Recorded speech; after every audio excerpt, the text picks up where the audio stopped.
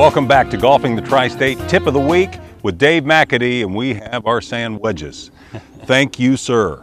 Okay, we all need help in the bunker, man. Well, I chose this tip because I'm in the bunkers a lot myself too. So I've become a little bit more adept at it, and I have a tip today that I learned quite a few years ago that I don't think is taught a lot, but anyway, I thought I'd share it with the viewers today, and a different way of thinking about bunker play and what the club is actually doing and where the club needs to be while it's striking behind the ball. Awesome. Okay, how do we start?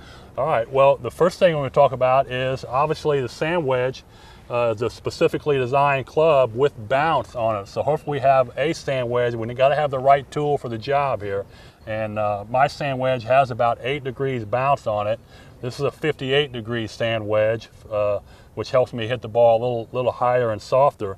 But the bounce is a very important part of this tip. When you say bounce, what are you talking about? The bounce is really known as the angle from the leading edge of the club to the trailing edge. And that means you've got angle going out here, and it's not level at the ground. You've got a bounce here that kind of helps the club work through the sand and kind of bounce through the sand, if you will, and not dig. Right. So if you're hitting bunker shots with a 9-iron or a pitching wedge, it's much more difficult because that club tends to dig.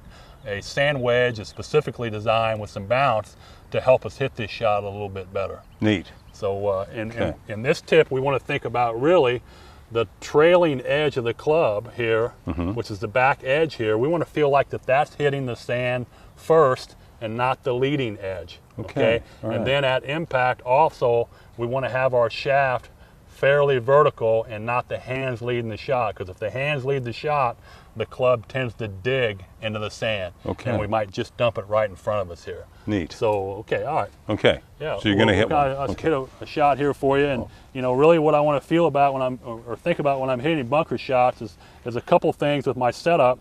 I'm going to take my stance line and move it a little bit left and open it up a little bit, and also take the club and open the club up to, out to the right here about the same amount as I've opened my stance pointing to the left. So that'll enable me to hit a fairly straight shot here with this blast shot. And that's the key to good bunker play, is we're never going to strike the ball. We're going to hit behind the sand, about an inch behind it, let the club work down through the sand, and the explosion and force of this shot will carry this ball out onto the green, hopefully. Okay. So again, when I set up here, I've opened my stance, I've opened the club. I really want most of my weight on my front leg, my left leg for us right-handed players. And my feeling is I want to get the club shaft pretty vertical once I hit the sand. I don't want the butt end of the club leading, and I don't want my hands behind. I really want to feel like if I had a clothesline and a blanket sitting over it, this shaft is going to hit that blanket all at the same time. Not the butt end of the club, or of course not. That's a neat picture, a neat analogy. Yeah. That's good. So we're going to feel like we're getting that shaft vertical and hitting behind the sand about an inch. And probably the death move for a lot of amateurs is not following through and carrying through here, because the follow through is going to create enough force to get this ball out of the bunker. So I like to see a player take a little shorter backswing and make sure he follows through almost completely here to the end to ensure that we have enough strength and power to blast this ball out of this sand. Right. Okay. Okay. All right. Let's see if I can pull this off, Joe. Blasting time. Okay. Dave McAtee in the bunker at Helfrich. Nice. Oh, perfect. Okay.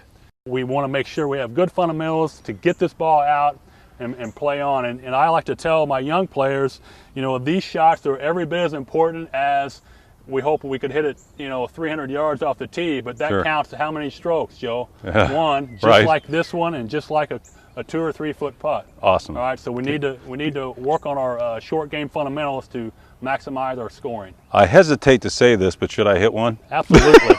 I'm ready for it. Okay. I'll try. Let me get you in some good sand here. Okay. All right. Okay. So All right. Open up a little bit to the left. Open our stance a little and open the club face. We want to little play to the the ball. right. I failed to mention it played a little bit forward, kind of off our left heel. Okay. But the key is really to get more weight into the left leg. Okay. And again, try to get this shaft to return vertical. Behind, you know, the ball hitting the sand about an inch behind it. Hit that blanket.